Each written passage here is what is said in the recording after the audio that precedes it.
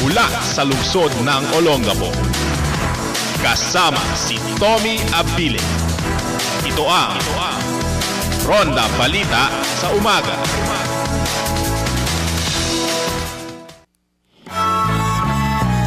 Good morning ating mga kaibigan. At Pizza 31 na ng Disyembre. Mamaya po, sasalubungin na po natin ang bagong taon, ang 2015, at magpapaalam na tayo sa 2014. Good morning mga kaibigan, sa mga minamahal kong taga-subaybay, sa mga minamahal kong nakikinig sa pamagitan po ng DWJO. Magandang umaga sa inyong lahat. Muli niyo po akong samahan sa ating programang Ronda Balita sa Umaga. Mga kaibigan, binabati ko muna lahat nating mga kaibigan at mga nakikinig at nanonood sa buong Metro Manila, maging sa buong Pampanga hanggang Bulacan, hanggang Tarlac, Bataan, Olongapo, Zambales. Good morning po, good morning. At binabati ko muna ang mga taga Dinalupihan, Bataan. At ganun din sa ating mga taga Hermosa, Bataan, Limay, Mariveles, at Murong, Bataan. Good morning! Happy New Year na sa inyo. Magandang umaga din sa ating mga taga-subaybay dyan sa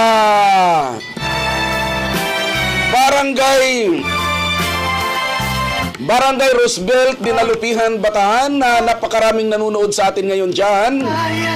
Ganon din po dyan sa Barangay Tipo, Hermosa, Bataan. Magandang umaga sa inyo. Ganon din sa pagpasok na ng Olongapo, sa unang barangay ng Olongapo, katulad ng New Cabalan. Magandang umaga sa inyo at Happy New Year. Sa loob ng Subic Bay Metropolitan Authority, alam ko napakarami nating nanonood dyan. Antabay lamang po tayo at ihahatid po natin ang mga kaganapan sa buong bansa. Hanggang dito sa ating lokal na pamahalaan ay inyo pong mababatid. Kaya binabati ko po lahat ng mga taga-Olongapo hanggang Zambales, lalo na po ang mga taga-Palawan, lalo na po kay bro Pede Sabando Bautista. Alam ko nakikinig na ngayon yan dyan sa Palawan. Magre-report po sa atin yan mamaya at kung anong kaganapan ngayon dyan sa Palawan, dahil sila po ngayon ang tinutumbok ni Bagyong Sinyang. Ayan po mga kaibigan, magandang umaga sa mga Sambalinyo, maganday alo, kayo mo kaganawan. At naimbag na bigat na kayo amin na po sa mga Ilocano. Mayapa bakit kayo nga naman sa mga Kapampangan. Mayong buntag sa mga naminaw na nanawang mga Bisaya. At maupay na aga sa mga Waray. Siyempre, mayad nga temprano sa mga Kuyunin. At ganun din sa ating mga kaibigang mga Ilonggot, Ilongga. Ako na may bumabati sa inyo ng maayong aga sa inyong tanan. At sa ibig sabihin po mga kaibigan, magandang umaga sa inyong lahat. At ngayon naman ay babalik po ang inyong lingkod pagkalipas lamang po ng ilang patalastas.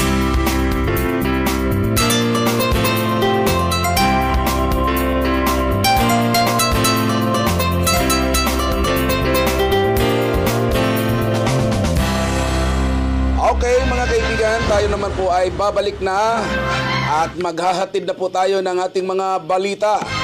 At mayroon din po tayo nga balik tanaw mamaya sa ating mga balitang nasyonal. Dahil kukunti lang naman ang ating mga balitang lokal. At ang ibang balita kong panglokal ay sa year-ender ko. Sa Bigwas po ninyo mapapanood mamaya mga kaibigan. At ngayon naman, ang year-ender natin ngayon dito sa ating pahayagan, sa ating pagbabalita, ay pawang mga nasyonal. Katulad po ng mamaya sa mga usaping pangbansa. Kaya mamaya po, abangan po ninyo ang lahat nating mga year-ender sa Bigwas. Kaya mga kaibigan, maghahatid na po tayo ng ating mga balita. Ang temperatura ngayon sa Baguio City ay lalo pong bumagsak. Napakalamig na po ngayon. Napakaswerte naman ng ating mga residente diyan, Kasi nung nandyan pa kami sa Baguio, hanggang 12 degrees lamang kami. Hanggang 12 degrees lamang Celsius kami. Kaya hindi ko nararanasan kung gaano kalamig itong nararanasan ngayon diyan. Pumalo na po mga kaibigan sa napakalamig na 11.8 degrees Celsius ang naitalang temperatura ngayon sa Baguio City. Kahapon po ito ng umaga. Ayon sa Pag-asa, tiyak na titindi pa ang mararanasang lamig sa mga susunod na araw habang napapasok ang Enero na siyang magpalakas ng hanging amihan. Sa record ng Pag-asa, na itala noong Enero 18, 1961 ang pagbagsak ng temperatura sa Baguio City na umaabot ng 6.3 degrees Celsius. Samantalang dagsa ngayon ang mga turista sa Baguio City upang salubungin ang bagong taon.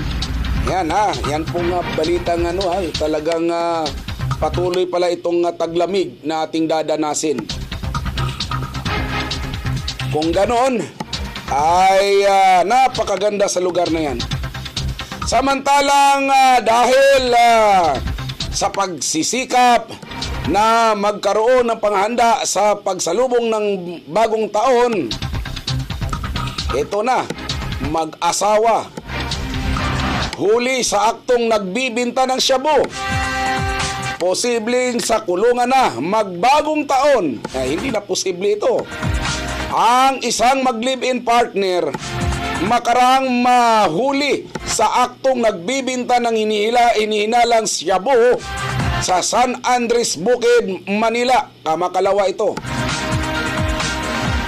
Kinilala ang mga suspect na sila Eduardo Sarcilla, 27 anyos at Mary Grace Palo, 23 anyos. Kapwa residente ng Dagunoy Street sa San Andres Bukid, Manila. Sa isinagawang drug operation ng mga elemento ng Manila Police District Station 6, naaresto ang dalawa bandang alas 11:30 ng gabi sa kahabaan ng Dagunoy Street sa San Andres Bukid sa aktong nagbibinta na ng shabu. Nakumpiska sa suspect ang dalawang sachet ng shabu at inihanda na rin ang kaukulang kasong isasampa dahil sa paglabag ng mga ito sa Section 5, Section 11 at 26 ng Article Republic Act 9165. Samantala mga kaibigan, ang ating isa pang balita sa itong luksang bagong taon ng mga biktima ng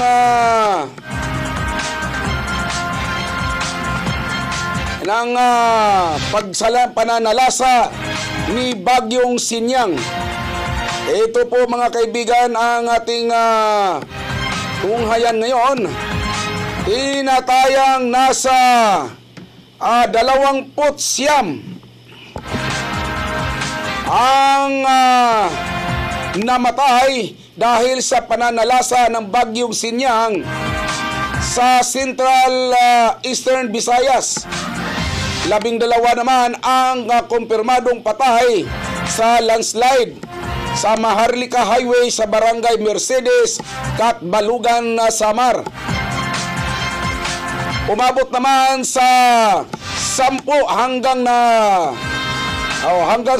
na naisugod sa ospital, habang 10 naman ang hanggang 14 ang pinaghahanap pa sa isang panayam sa Katbalugan Mayor Stephanie Oitan na 6 na bahay at 2 pangpasahirong van ang natabunan sa pagguho ng lupa sa gilid ng highway ng naturang lungsod. May narinig pa rin umano sila ngayon mga buses ng tao sa isang nung mabaon ang isang van na nakuha na rin ang lahat ng sakay ng isa pang van na natabunan ito. Ang Mercedes, ang Barangay Mercedes ngayon ang pinakagrabing naapektuhan ng landslide sa Samar. Ipinahayag naman ni Mayor Tan na may mga barangay pa silang hindi nararating dahil sa hindi madadaanan ng mga kalsada. Nakapagtala na rin ng pagguho ng lupa sa bayan ng Marabot. Sinasabi ni Governor Sherry Ann Tan na kinumpirma ng mayor na ng Marabot na 4 na bahay naman doon ang nabaon sa lupa noon pang Martes ng umaga. Bukod naman sa landslide, hanggang bubong na rin ang baha sa iba't ibang barangay sa Katbalugan, habang umaabot naman hanggang liig ang baha sa Barangay Balugo, San Sebastian. Samantalang umaakyat naman sa 10 ang bilang ng mga nasawi sa nasabing pagbaha dulot ng pananalasa ng bagyong Sinyang. Samantalang sa Cebu naman, kinumpirma ni Provincial Director Arrest Reduction and Management Office na si Chief Baltasar Tribunalo na dumagdag ng bilang ng isang batang inanod sa Dumanhog, Cebu at isang lalaking tinangay naman ng baha sa Sibunga. Una nang inulat na 8 ang namatay sa pagbaha sa kanilang bayan, habang 9 pa ang nawawala. Karamihan sa mga namamatay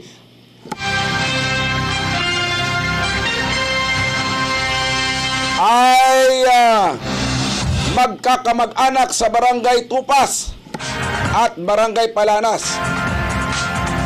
Kabilang na sa mga nasawi mula sa pamilyang Bahinting, kasama ang amang si Junjun, 8 taong gulang na anak nitong si Johan, habang nawawala pa ang misis na si Baby at ang 3 pa nitong anak at ang apo. Pinaghahanap pa rin si Leoning Kaday at ilang miyembro ng pamilyang Formilian. Mabilis ang pagragasa ng baha umano mula sa mga bulubundukin ng naturang lugar, lalo na sa Barangay Runda. Sa Tanawan City naman, sa Leyte, 5 miyembro ng pamilyang Kustodyo ang nasawi sa landslide matapos bumigay ang bahagi ng bundok. Dahil sa walang tigil na pag-ulan dulot ng Sinyang, 4 na bahay na rin ang natabunan at 1 naman ang kumpirmadong patay sa Misamis Oriental. Ayon kay Misamis Oriental Provincial Administrator Edmundo Pakamalan, nalunod ang 58 anyos na si Eddie Matos ng bayan ng Taguluan. Isa rin ang patay at 2 ang inulat na nawawala sa Agusan del Norte. Ayan po mga kaibigan ang kaganapan nitong pananalasa ng bagyong Sinyang. Kukuha po tayo mga kaibigan ng mga ulat kung ano ang mga kaganapan pa dahil dito sa sinasabing sa lalawigan ng Cebu. Mayroon pa manong itong Central Highway na patungong Balanban, Cebu ay naputol naman ito. Ito'y papunta po sa bandang south mula sa Cebu, papunta po ng Tuburan. Ito po'y dadaan hanggang Balanban, Asturias, Tuburan. At kung matatandaan po ninyo, dito po sa lugar na ito, dapat natin alamin ang tinatawag na lugar na pinagbagsakan ni dating Presidente Magsaysay. Ito po yung tinatawag na Mount Manunggal, na kung saan si President Magsaysay ay nanggagaling sa Kapitolyo ng Cebu patungong pabalik na ng Maynila, at doon po bumagsak ito sa lugar na yan. Atin pong sikaping makapanayam po yan mamaya ang alkalde dyan sa Balanban. Subalit ngayon naman, tatanggaang bagyong Sinyang ay nananalasa na sa kasalukuyan sa dito naman po sa Palawan, kung saan ay signal number 2 na. Signal number 2 na rin sa lalawigan ng Palawan ang bagyong Sinyang. Kaya atin naman po itong alamin, mga kaibigan, kung ano na ang mga kaganapan ngayon dyan sa Palawan sa pamagitan ng ating ating kasama sa Himpapawid na si RMN PD Bautista, ang ating alamin kung ano na po ang kaganapan ng paglandfall ni bagyong Sinyang sa lalawigan ng Palawan. Good morning sa iyo, PD. Yes, kasama nga Tommy, magandang umaga sa lahat ng mga viewers ng TV22 sa Olongapo City. Yes, kami dito sa Palawan, sa lungsod ng Puerto Princesa, kasama Tommy, ay hindi pa nakakaranas nung sinasabing ulan.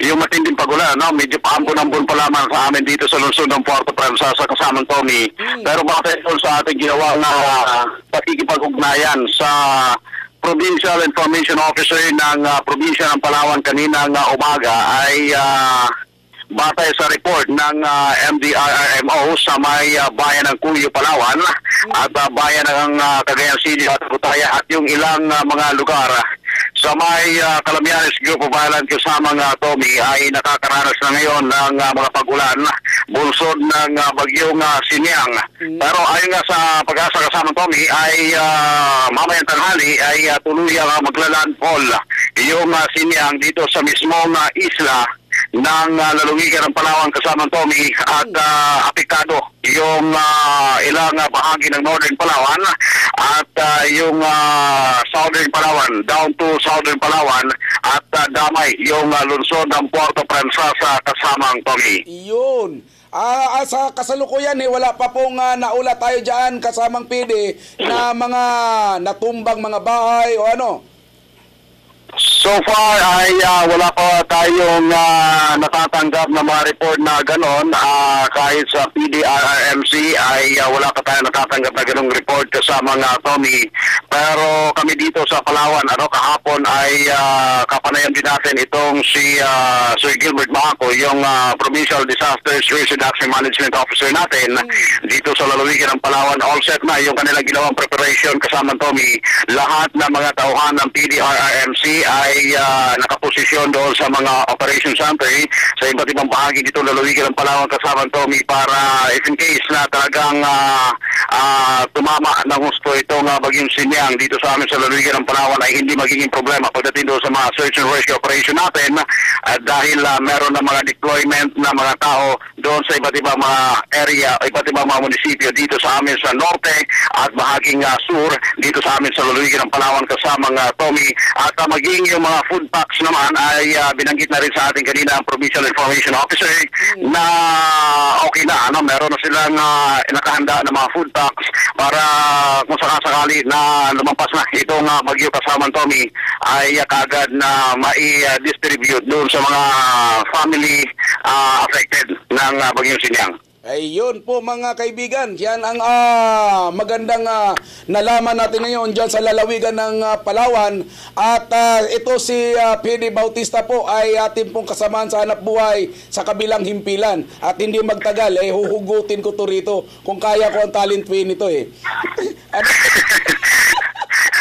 Bihira. Hindi sa atin ang mga kasamang Tommy ay pagbibigay informasyon siyempre doon sa ating mga kababayan na patuloy na umaasa sa atin doon sa mga totoong balita na dapat malaman ng ating mga kababayan. Napakalaking papel ng media, alam natin, doon sa sambayan ng Pilipino, dito sa amin, sa sambayan ng Palawenyo kasama Tommy, dahil sa pamamagitan natin, siyempre, napapaabot natin kagad-agad sa mga remote areas, yung mga informasyon, kagaya nito, preparation sa pagdating ng mga bagyo, ay nakakapaganda kagad yung ating mga kababayan sa pamamagitan natin sa mga sa radyo, sa telebisyon, at sa mga dyaryo kasama Tommy, yun yung ating papel dito. Kaya kailangan din natin magbigay ng informasyon, kagaya sa iyo dyan, umaasa ng mayroong mga update mula dito sa Palawan, kaya minamabuti rin natin magbigay ng informasyon sa iyo. Kasamang PD, mayroon na nag-text dito Pwede ba raw bumisita ng Olongapo at magpakita sa TV22 si PD Bautista para makita namin? Ang ganda doon ng boses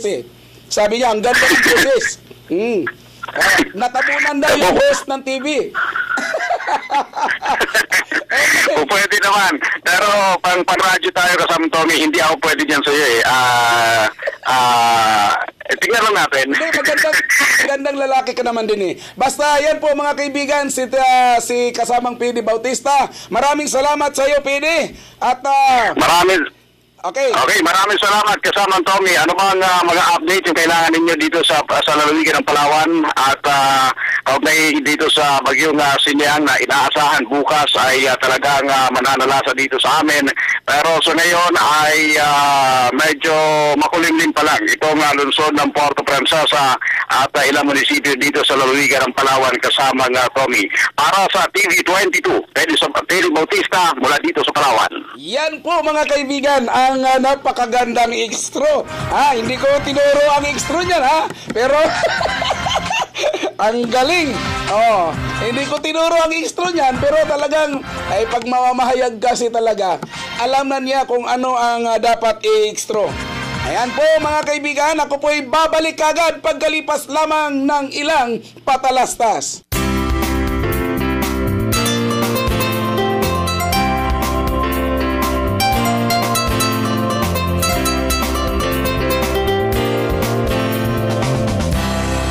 Okay mga kaibigan, patuloy po tayo. At tayo naman po ay ito po sa panghuling balita natin sa nasyonal bago to po tayo magbalik tanaw o year-ender sa ating programang Ronda Balita. Pangulong Noynoy Aquino umapila na sa mamamayan na huwag gumamit ng paputok. Ito ang apila ng ating Pangulong Noynoy Aquino. Isang araw bago ang pagsalubong sa 2015. Patuloy na rin ang pagtaas ng bilang ng mga biktima ng paputok ngayon na umaabot na sa 162. Sa datos ng Department of Health, nasa 162 na ang firecrackers related injury na kanilang naitala. Sa kabila nito, 29% naman ang hanggang ngayon ang inabot 29% ang mas mababa kumpara sa mga naitala sa nakalipas na taon, kung saan ay umaabot ng 41% na mas mababa kaysa noong isang taon. Sa nasabing bilang, 160 ang naputukan habang 2 ang nakalulon ng paputok. Pinakamalaking porsyento ngayon ng mga biktima ay dahil pa rin sa paputok na pikulo ang nangingibabaw na namimiktima hanggang ngayon. Samantalang personal naman na umapila si Pangulong Noynoy Aquino sa sambayanan para huwag nang gumamit ng paputok sa pagsalubong sa bagong taon. Sa harap na rin ito ng pagtaas ng bilang ng mga kaso ng paputok habang papalapit ang bagong taon. Sinabi kahapon ng Pangulo na sa paggunita nito na sinagawa kay Gat Jose Rizal. Sinabi rin ng Pangulo na patuloy na ipapatupad ng pambansang pulisya ang mahigpit na mga hakbangin laban sa mga iligal na paputok. Gagawin anya ng gobyerno ang lahat ng makakaya para maibaba ang bilang ng mga casualty ngayong bagong taon. Yan po mga kaibigan, ang paalaala ng ating Pangulo ng Bansa. Dahil diyan ay atin pong nagbigay po siya ng na sana hindi naman tumaas pa at huwag nang gumamit ng paputok. Samantala po mga kaibigan, balik tanaw na po tayo. Bago po natin iiwan ang 2014, papasok na po mamayang gabi, mamayang alas 12 ng gabi, ang 2015, ang bagong taon na ating lalakbayin.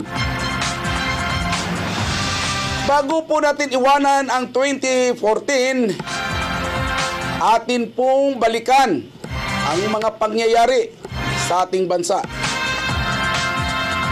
Ito ba'y ano ba ang mga malalaking issue na nakapagpayanig sa ating lipunan o nagbibigay ng alaala sa atin bago iwanan natin ang 2014. Katulad po mga kaibigan ng ating sa ating baliktanaw ngayon, ang malaking balita na naganap sa 2014 ay ang tuwid na daan, ang baluktot na trupang Pinoy. Ito po ang atin pong tutungayan na pumasok po sa 2014 bago po natin sasalubungin ang bagong taon, ang bago nating tatahaking taon na 2015. Nagkasabit-sabit sa anomalya, maging ang trupang Pinoy ay hindi absuelto sa mga kontrobersiya sa taong ito. Si PNP Chief Alan Purisima ay nakasuhan ng plunder, graft and land grabbing kaugnay ng 4.7 hektaryang lupain at mansyon sa Nueva Ecija, White House sa Camp Crame, 9.5 hektaryang lupain sa Batangas. Ang pinakahuli, sinuspende ng 6 na buwan si Purisima dahil sa maanomalya o manong kontrata kaugnay ng delivery ng mga lisensya ng baril. Nagbitaw naman bilang kalihim ng Department of Health si Enrique Ona matapos mag-leave ng higit sa 1 buwan nang madawit sa maanomalya o manong pagbili ng 833 million na halaga ng bakuna. Nakatikim din ng pagbatikos ang tinalagang Yolanda Rehab Cesar na si Panfilo Lacson. Dahil sa 6 na bilyong pondo, hindi umano napakinabangan ng mga nasalanta sa Tacloban. Dahil naman sa halos araw-araw naman sa MRT challenge na sinisisi naman ang DOTC Secretary John Abaya. At kamakailan lamang ay ang issue naman ang inaprubahan ng taas pasahe ng MRT. Idinawit naman ng kalihim ng Department of Agriculture na si Secretary Prociso Alcala sa sinasabing rice smuggling at pork barrel scam. Hindi naman pinatawad ng mga estudyante ang pagdalo ni DBM Secretary Butch Abad sa isang pagtitipon kung saan kinuyog at pinagsigawan ang kalihim. Kinasuhan din si Abad sa ombudsman kaugnay ng isyong Disbursement Acceleration Program. Sa mga nasabing kontrobersiya, hindi maiwasang questionin ng ilang grupo kung saan papunta ang sinasabing tuwid na daan ng Aquino administrasyon na tilay baluktot naman pala umano. Yan po ang isa sa mga napaloob sa 2014 na ating iiwanan na pawang mga malalaking kontrobersiya sa ating bansa. Samantalang, dito naman kay Vice President Jejomar Binay mula sa overpriced building at cakes ng Makati. Sa kalagitnaan naman ito ng taong ating iiwanan, ang 2014.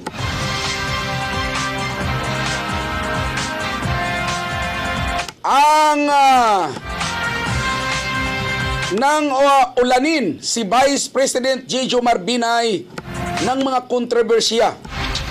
Ibinulgar sa Senado ni ex-Makati Vice Mayor Ernesto Mercado na nakinabang umano si Vice President Binay sa mga proyekto sa lungsod mula sa itinayong parking building sa sinasabing Makati City Hall 2 na overpriced umano ng higit sa 2 bilyon ang Makati Science High School building na overpriced naman ng 862 million. Mga kondo sa Makati na pagmamayari ng pamilyang Binay hanggang sa mga cake na pinamimigay sa mga senior citizen. Isinapubliko rin ang kontrobersiya na 350 hektarya na lupain na tinatawag na Hacienda Binay sa Rosario, Batangas na may Maze Garden Swimming Pool at man-made lagoon at air-conditioned piggery. Sa kabila nito, iginiit ng Department of Agrarian Reform Program, Agrarian Reform na hindi pag-aari ni Vice President Binay ang naturang property dahil ang may mga posisyon ng lupa ay ang Sancham. Una nang sinabi ng negosyante na si Antonio Tiu kung saan nagpakita pa ng mga dokumento sa Senate Blue Ribbon Subcommittee noong October 30 na pag-aari ng Sangcham ang nasabing property na inuugnay kay Vice President Binay. Kaugnay nito, hinamo naman si Vice President Binay sa isang one-on-one debate ni Senador Trillanes at inimbitahan din na humarap sa Senado upang magpaliwanag. Subalit hindi ito pinaunlakan ng Vice President. Ang alam ko nito siya pang naghamon ng debate kay Senador Trillanes. Hindi naman siya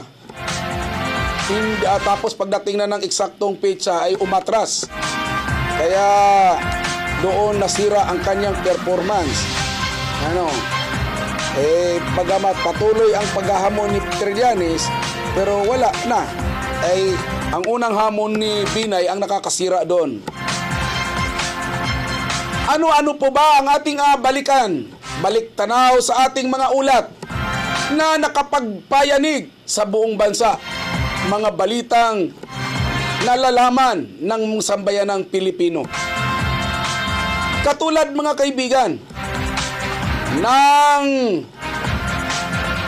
paglaganap ng mga taxi driver na mga holdupper.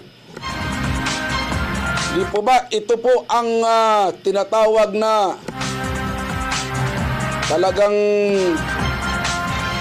nakakatakot na sa buong Manila? Mula sa ordinaryong tao hanggang sa mga kilala, hindi lusot sa krimen. Siyempre, nang pasukin ang bahay ng 75 anyos na ina ng aktres na si Cherry Pie Picachi na si Zenaida Sison sa Quezon City. Natagpuan itong tadtad ng saksak kung saan inaristo ang suspect na si Michael Flores, 29 anyos, dati nitong helper. Patay naman sa pananambang ang sikat na race car champion na si Enzo Pastor. Noong Hunyo, kaugnay nito isang pulis Pasay ang umamin na hitman at iniuso ang negosyanteng si Sandy de Guzman na sinasabing kalaguyo ng misis ni Pastor na si Delia Guerrero. Marami rin ang nagulantang sa pagpatay sa isang transgender na si Jennifer Laudy na natagpuang patay ang biktimang ito sa isang motel dito sa Olongapo City noong Oktubre. Kinilala naman ang suspect na si US Marine Joseph Scott Pemberton. Sa kasalukuyan, kinasuhan na ng murder ang sundalo na nakapiit ngayon sa Camp Aguinaldo. Samantala, hindi pa rin nasasawata ang krimen na kinasasangkutan ng riding in tandem mula sa panghuhold up hanggang sa pagpatay. At maging ang mga alagad ng batas ay nasangkot din sa tinatawag na hold up, kung saan 7 miyembro ng anti-carnapping and hijacking unit ng Manila Police District ang sinibak makaraang mabiktima umano ng isang Pakistan. Nang biktima ito ng mga ng Pakistan at natanggal din sa pwesto ang 8 tauhan ng MPD Anti-Illegal Drug Section matapos masamsam sa mismong MPD headquarters ang mga pera at shabu at marijuana at drug paraphernalia sa loob ng kanilang tanggapan. At dahil sa mga kinakasangkutan ng mga kapulisan, natanggal sa pwesto ang hipe ng Quezon City Police District at ng MPD at ng SPD, maging sa NPD nasyonal sa Northern Police District, Southern Police District, Manila Police District sa mga huling buwan ng taon. Lamang naman sa huling buwan ng taong ito. Laman naman ng balita ang panghuhold up ng iilang taxi driver sa kanilang mga pasahero na umaabot pa sa pamamaril. Yan mga kaibigan, ang ating mga naibalita nitong mga nakaraan na nakapagpayanig sa ating bansa dahil hindi natin akalain na mga kapulisan pa ang nanguhulidap. Mga kapulisan pa ang nagiging tulak ng mga ipinagbabawal na droga. Kaya pati taxi driver naging holdupper na rin. Hindi lamang tayo dumanas ng mga ganon, mga kaibigan. Dumanas din tayo ng matinding pananalanta ng kalamidad. Katulad po ng mga bagyong dumaan sa atin. Hindi pa man natatapos ang 2014. Humagupit na rin ang super typhoon si Ruby. Tulad ng bagyong Yolanda noong 2013. Muling tinumbok ni Ruby ang Eastern Visayas na nag-iwan ng halos 20 katao na patay. Nasira rin ng mga bahay at nawasak ang mga ari-arian. Nauna rito, humagupit din ang bagyong Glenda noong Hulyo sa Bicol, Calabarzon at Katimugan ng Metro Manila, kung saan nag-iwan din si Glenda ng halos 100 ang napatay. Kung baga sa lahat ng mga balita magmula sa administrasyon, sa Pangulo, Pangalawang Pangulo, kapulisan, hanggang salantain tayo ng bagyo. Saan pa? Sino pa ang ating masusulingan? Sino pa ang ating malalapitan? Dapat sa pagpasok ng 2015 ay magbabago na. At sana may bago ng pamamaraan para masugpo ang droga. Kung matatandaan natin na mala hotel na nagkakwarto sa bilibid ang mga drug pusher o mga laboratorio. Marami naman ang nabigla noon nang salakayin ng National Bureau of Investigation ang New Bilibid Prison sa Muntinlupa, kung saan nabuking ang mala hotel na kubol na mga high profile detainee. Bukod sa milyong pera, baril, bolt na may mamahaling relos, wallet, sex toy, at illegal drugs na discovery rin. Mayroong sariling CCTV camera ang kwarto ng maging broadband internet at mistula ring opisina ang lugar dahil may sariling misa, carpet, centralized aircon at entertainment set, kabilang ang malaking TV at mamahaling speakers. Isa rin ang mga detainee ang nakapag-concert sa loob ng bilangguan at nakabuo pa ng isang sariling music na tumanggap pa ng Platinum Award. Kaya sana ito po'y isang bangungot sa ating sa 2014 na sana ay hindi na mangyayari sa pagpasok ng 2015. Sana mga kaibigan, ang mga bangungot na ito, ang mga pangyayaring ito ay tuluyan na sanang maglaho at wag na bumalik pa sa 2015. Kaya pakiusap natin sa 2015, sana sa pagpasok mo, alalayan mo ang bansang Pilipinas. Napakasarap po mabuhay ng walang kapansanan, walang iniisip na pangangamba. Kaya Kaya sana magbago na ang mga opisyal ng pamahalaan, maging kapulisan, lahat, maging ang ating gobyerno ay magiging gabayan nila ito kung ano ang kanilang mga kapalpakan nitong ating iiwanang taong 2014. Marami pong salamat sa inyong pagpanonood at ganoon din sa pakikinig sa ating AM radio sa DWGO. Ako po, si Tommy Abili. Ang nagbubulat po sa inyo, mabuhay po kayo. Happy New Year!